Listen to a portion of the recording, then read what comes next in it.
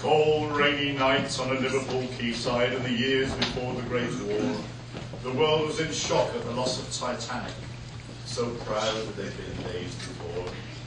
Relatives gathered for news of their loved ones and to read through the list of the dead. When into the throng came a sad-eyed old polar bear. And to the clerk at the counter he said, "Have you got any news of the Iceberg?"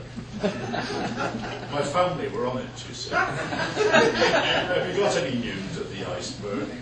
They mean the whole world to me. My wife and my children were coming from Greenland to be by my side in the zoo.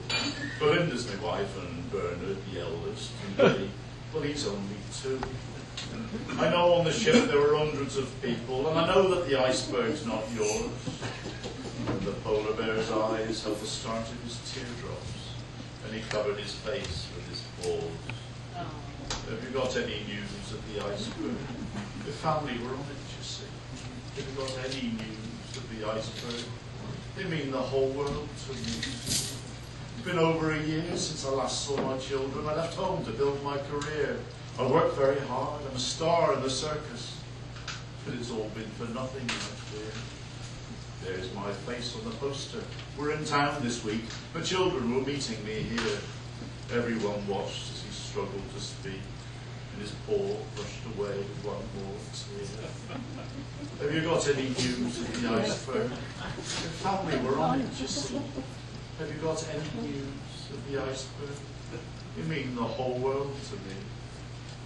By now, all the people had gathered around him. His grief was one they could share, and all the people, in silence and sadness, listened to the sad polar bear.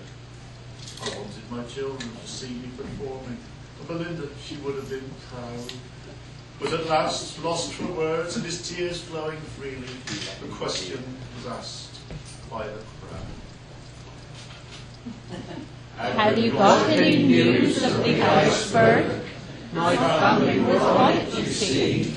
Have you got any news of